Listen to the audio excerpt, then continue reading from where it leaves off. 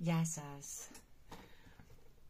Άλλο ένα μικρό βιντεάκι. Επανέρχομαι με τα πόμολα, αλλά αυτή τη φορά για να σας δείξω έναν άλλο τρόπο μαρμαρογραφίας, πάρα πολύ εύκολο, τον οποίο είχα ξαναδείξει πριν χρόνια σε ένα live, αλλά μπορεί να το έχετε δει και στο διαδίκτυο, δεν είναι κάτι το τρομερό, αλλά θα ήθελα να το επαναλάβουμε. Η επανάληψη είναι η μήτρη της μαθήσεως, οπότε γιατί όχι.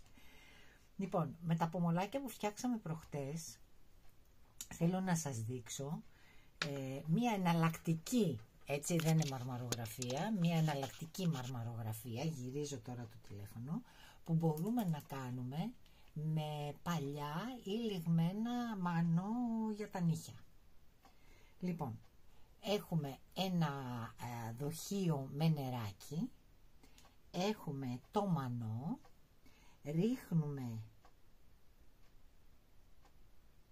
μέσα στο νερό απαλά.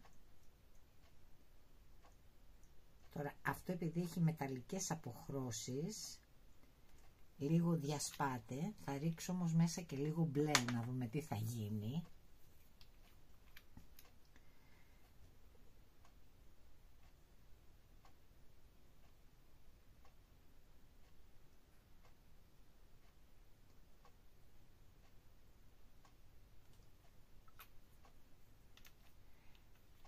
Και θα βάλουμε και λίγο, να βάλουμε και λίγο καφέ, θα βάλουμε και λίγο καφέ.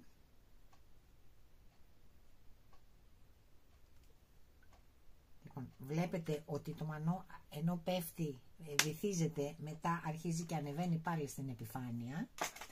Λοιπόν, θα χρειαστώ ένα ξυλάκι, ένα καλαμάκι, οτιδήποτε, να αυτό ας πούμε το καλαμάκι.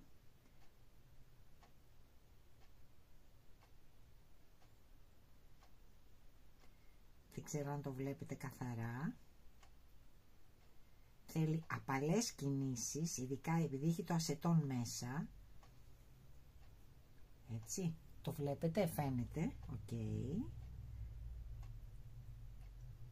Λοιπόν, και το μόνο που έχω να κάνω είναι να βυθίσω το πόμολο μέσα στο νερό. Να δούμε τι θα βγει.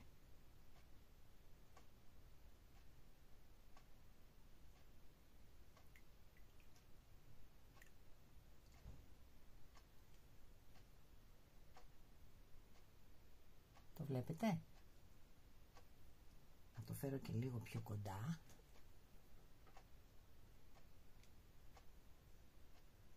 Λοιπόν, φτιάξαμε ένα, θα φτιάξω άλλο ένα, το αφήνουμε να στεγνώσει. Στο επόμενο τώρα θα βάλω, έβαλα μπλε σκούρο, θα βάλω λίγο κόκκινο.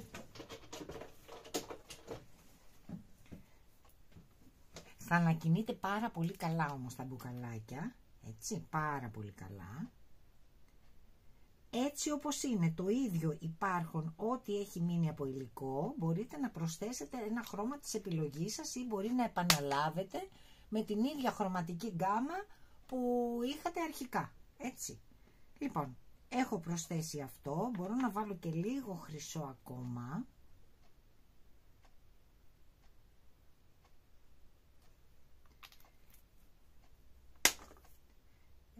Το καλαμάκι μου πάλι για να δώσω το σχήμα που κάνει η μαρμαρογραφία. Εγώ θα το δώσω το σχήμα αυτό. Προσεκτικά, δηλαδή με ένα καλαμάκι από σουβλάκια εννοώ, ή μπορεί και με μία δοντογλυφίδα αν θέλετε να το κάνετε, με πάρα πολύ απαλές κινήσεις όμως. Έτσι, δεν ξέρω αν φαίνεται, το βλέπετε έτσι, γιατί δεν μπορώ να το γύρω. Λοιπόν, και έρχομαι με το επόμενο.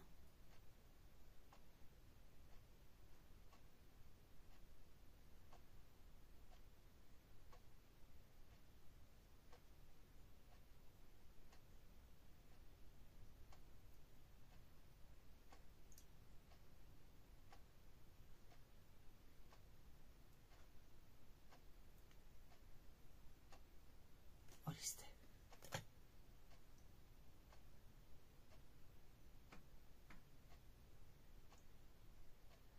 Αν δείτε ότι είναι κάτι που δεν βγήκε έτσι όπως το περιμένατε και δεν σας αρέσει, μπορείτε από πάνω να το ασταρώσετε και ή να επανέλθετε ή να κάνετε μία άλλη τεχνική από όποια νομίζετε εσείς, έτσι. Αλλά μπορεί όμως να επαναλάβετε τη διαδικασία, απλώς θα πρέπει να είναι ασταρωμένο, γιατί μετά θα γίνει λίγο λάσπη, έτσι.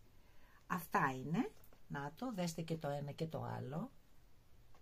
Πολύ απλά, πολύ γρήγορα. Καλό είναι μετά να περάσουμε, όπως είπαμε, ένα καλό βερνίκι πέτρας. Αν και αυτό είναι μανό, δηλαδή δεν χρειάζεται, αλλά καλό θα ήταν όμως, γιατί είναι ωραία αυτά να γυαλίζουν λίγο. Εγώ βέβαια δεν είμαι του γυαλιστερού, αλλά σε ορισμένες περιπτώσεις νομίζω ότι επιβάλλεται. Έτσι. Αυτά είχα να σας πω. Θα σας δείξω κι άλλη μια μαρμαρογραφία σε ένα επόμενο βιντεάκι. Τι μπορούμε να κάνουμε. Να είστε καλά. Γεια σας.